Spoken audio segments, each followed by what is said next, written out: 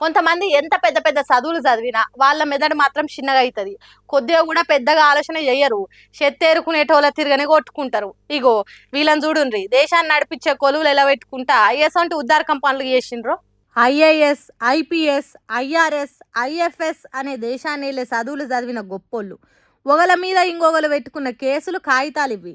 చదువు వస్తే ఉన్నమతి పోయింది అన్నట్టు అంతకు ముందే ఉండే ఇంగితం ఇప్పుడు లేదు మాకన్నట్టు చేసిండ్రు. ఇంతకేం జరిగిందంటే బంజారా హిల్స్లో ఉండే నితికా సింగ్ అనే ఐఆర్ఎస్ ఆఫీసరు కుక్క పక్కింటికి పోయి కాలు లేపిందట, కౌసేసిందట. కుక్కను బయటికి వదిలిపెడితే ఏం చేయాలనో గవన్నీ వేసిందట. ఆ ఇంటి ఆయన నూకుంటాడా? ఐఎఫ్ఎస్ అనే కొలువెలుగా పెడుతున్న సుతన్ అనేట ఆయన నితికా సింగ్ ఇంటికి పోయిలో చేసిండట. నీ కుక్కకు సిగ్గుశరం లేదు, మా ఇంటి ముంగట్టుకు వచ్చి ఒకటి రెండు కానిచ్చింది, మొత్తం గలీజ్ చేసిన దానిలో చేసిండట.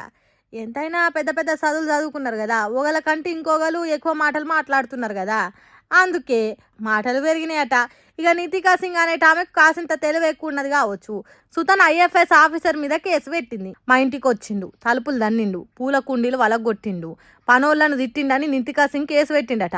పోలీసులు చాలా సెక్షన్ల కింద కేసు బుక్ చేసిండట. మరి ఏమవుతుందో ఏమో తెలియదు కానీ చదువుకోకముందు కాకరకాయ అన్నోళ్ళు చదువుకున్నాక కీకరకాయ అన్నట్టున్నది. కుక్క కోసం పంచాయతీ పెట్టుకునేది, ఆ పెట్టుకున్న పంచాయతీని పోలీస్ స్టేషన్ దాకా తీసుకుపోవడింది.